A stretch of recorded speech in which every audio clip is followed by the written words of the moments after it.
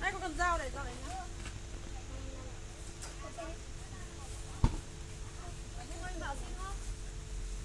Thôi. Minh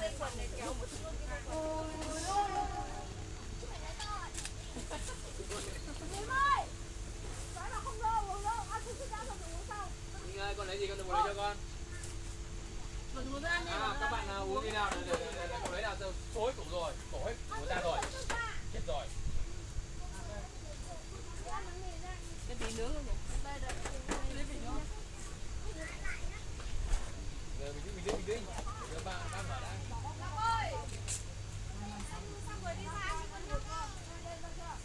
Minh ơi. Ngồi đây thay quần áo đi, quần áo lúc đấy thay để đâu? Quần áo đâu rồi?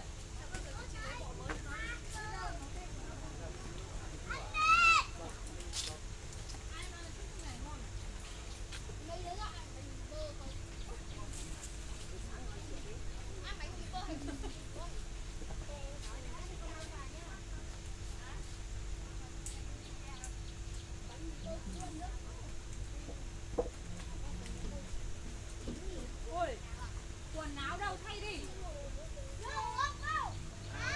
Từ mình đi không vội. Mày ăn chơi đấy.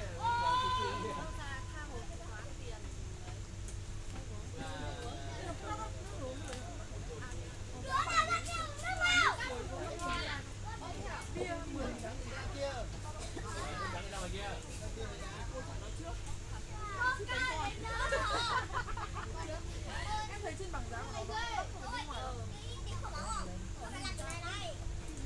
Đặt dây điện nhé, cẩn thận mà dây điện nhé. Minh ơi, ra ăn. Đây, ra ăn. À đây nó là chủ à?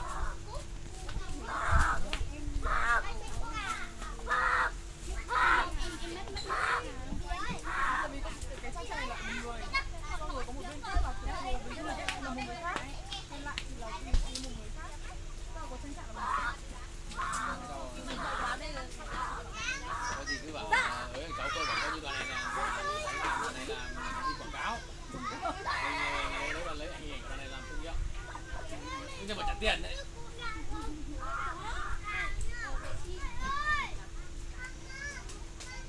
Con ra ngồi ăn đi, ra ngồi ăn bánh mì với lại thịt đi. Mẹ đây là cư đấy mày bán cái đạo cái quản lý đi, đặt cho con.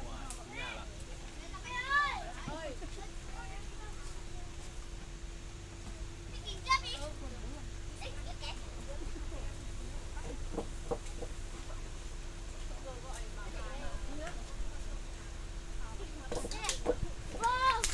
ôi tụt quạt rồi đấy, cái hộ kia đi không nhìn gì cả.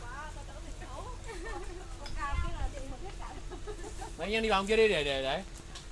Con thằng nó sao rồi nó vào ăn nhanh lên. Đi vào kia ăn hết đi con.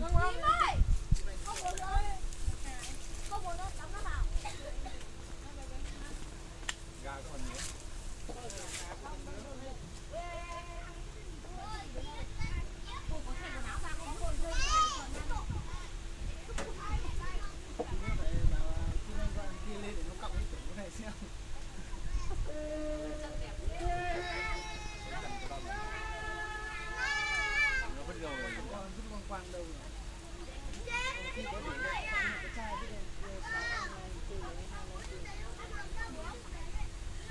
Sáng nay uống mấy đâu, lúc chiều này mọi người đấy sáng. Sao uống đu mình Chiều nhà mình hết đồ rồi, nhà xong rồi. Hôm qua mình bảo mua 2 chai Coca. sao anh cũng uống phải nhỉ? 3 chai nước gạo là mỗi chai 1,5 lít là Không, nhưng mà ăn cái đồ này là Uống nước nhiều nước lắm. 5 bể sữa, 2 chai nước ngọt. thì vẫn còn. Kiểu là nước thì còn không biết là bao nhiêu ca nước lọc mới cả nước ở như uống xong rồi lại ăn tiếp.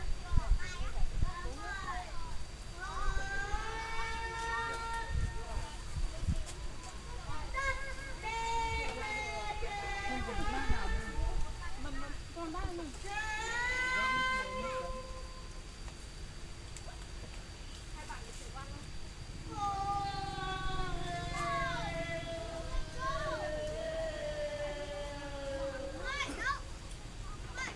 hôm nay chơi ở sướng ở nhà mát. Hôm nay mà có kiểu có cái trò chơi gì chơi tầm này em thích nhỉ? Anh nghĩa là sao mình đi được trốn tức là cắn đốt lửa trại. Ở đâu? Đốt kia ra nó đốt được gì? Cái sân mới lúc đầu ấy. Đêm hôm qua một đoàn vừa đốt xong mà đêm qua là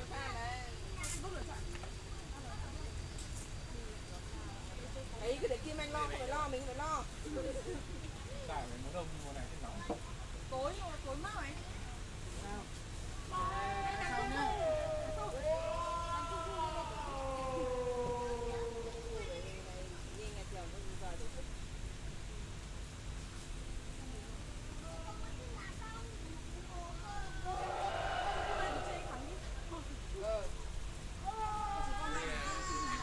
cay hết. Được. Cái nhà cô lo đưa Nước chấm. bánh kẹo để cô thảo. Anh nói gì? Anh sợ lý thơ có phải thạch xanh. Cô thảo hàng xóm của anh này. Anh có ơi, là có theo biết rồi. Bây giờ sắm đủ đầy đủ rồi, đồ cả mic, cả loa, cả projector, camera, máy ảnh. Thì để cùng các đệ. Hôm trước là xem bóng đá thử nghiệm một lần rồi, hôm trước C1 thử nghiệm một lần rồi.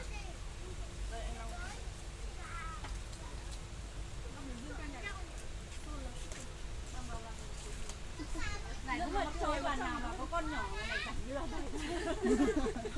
Mà kẹo con Con sẽ lai thằng nó. Nhìn các thầy không chạy nữa. Cái bóng cái đấy nữa. gấu gọi là sọc gấu ăn của con đấy. Gấu tự lập lá.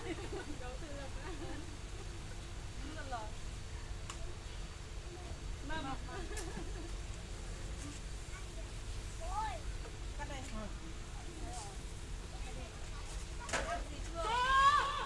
Để đây tí chờ. Con ăn thịt gà không? Thịt cháo thì để lấy cho con Ôi, không gây luôn. Đấy, thử xem. Thôi ơi. Đấy, ngon nhỉ. Còn áo đâu? Ngon nữa.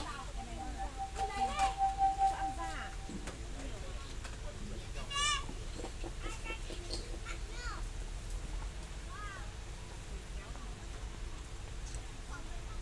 con chị cứ ăn chén ăn đi để em cắt. Lên đây, còn mình đúng là lên cô rồi là bạn nhớ lên đây cho lên đi. Không phải băng long đâu, biết cả mọi người ghê mọi người đấy. Đi băng long đi. Rồi.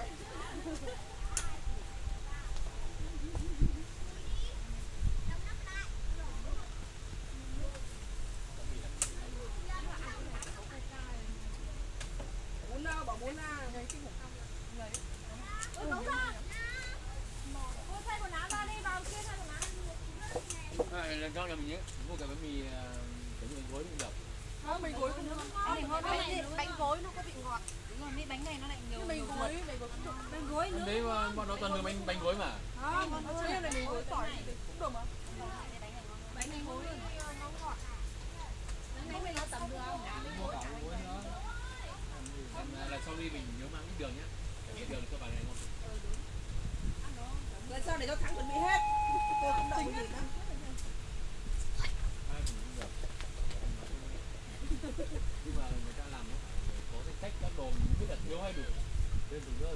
mười ông mỗi bảo đủ hết rồi, xong lên xe nhảy bắt đầu đi đến cầu Tân bảo đi nước sốt đâu rồi, Nước sốt lại nhà lại đi xe nước sốt này, nhà ngươi ta mà có nước sốt đâu mà. khi mang thì đi chấm thì ăn không à, ăn vạ. Cái đấy là Kim Anh bảo Kim Anh không dưới mà. Mình được có sách để mình kiểm tra được chứ. Nói nữa mà làm việc được không? Anh chưa nói xong thì tại sao? Lại đi ra tết cần kinh nghiệm là sao cứ thế. Làm nó béo mình nữa chứ. Bởi vì là mình chưa được tham gia vào gì, mình chưa biết mình hỏi Kim Anh và Kim Anh cũng chưa là chưa được ý kiến. Kim Anh thì học cái tay để như nào này. Rồi xem mãi là quá cái gì. Cái gì á? Mới à? Mới thì có 170 mấy tập ấy. Quay quay.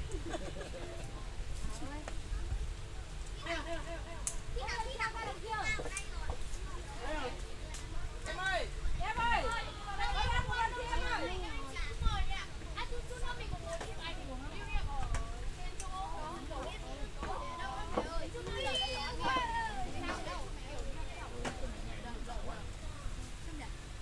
Thì chấp nhận thì giải quyết đi.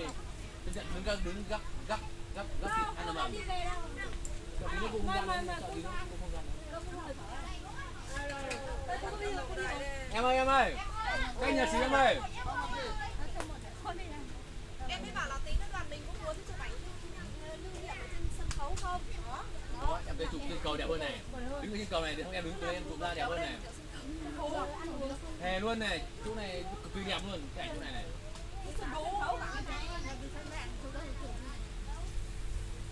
Không biết mà người đứng trên hàng dọc theo cầu nhìn ra phía chỗ nhà này, xong rồi em đứng lên cùng một phát là đẹp.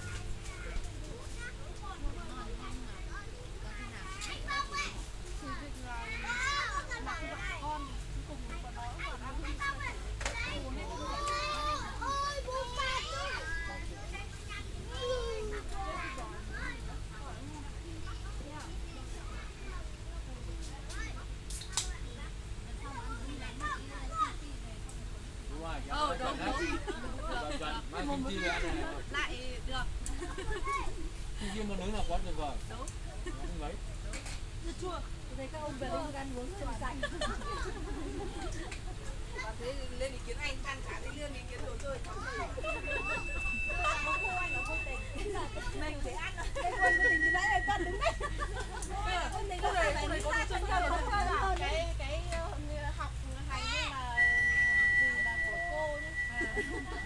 Ăn uống là kiểu bố mẹ chỉ có ăn uống là nó cho được chuyện học hành nữa. Không phải không được chứ rồi.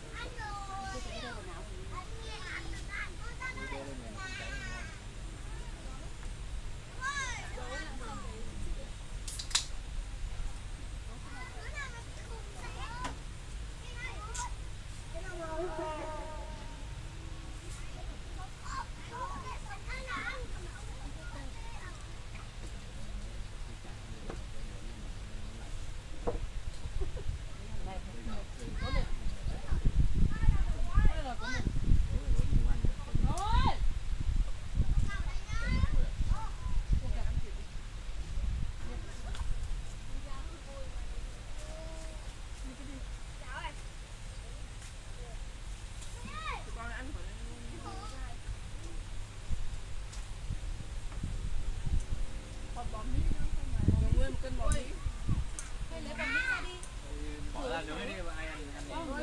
Người đang lấy không biết thử xem có ngon không mà nó xong mua. Đu bò tươi này ngon còn đu bò tươi này Bùng lại. còn cái này để lâu anh bảo con.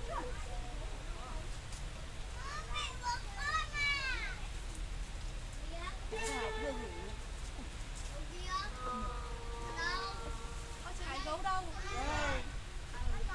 Bắt tay cái này đưa đi.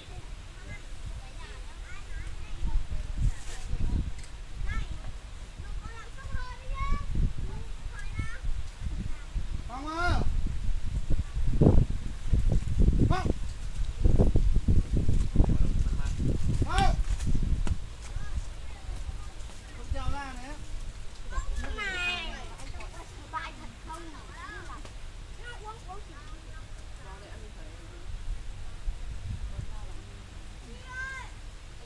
Nó không có cái bán không ai mà nó không ấy. Uống thừa nào? Nếu mà Không, Thảo. khi mẹ ăn tóc. Thảo mình cái này nhỉ? Thảo mà nó thích cái Thảo ăn.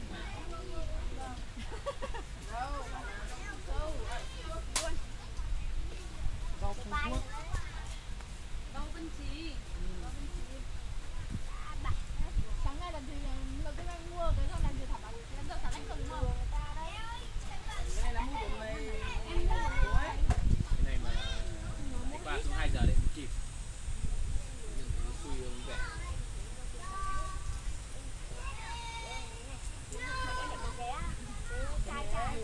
Để cho Khoa được biết là chỗ này có mấy cái đá bác. Vậy là bác Hoa vận động mãi đi được mấy hôm thì đi đúng hộ đúng giờ đẹp nhất. Nhưng mà đi ít nhưng mà đi chỗ đẹp nhất là được.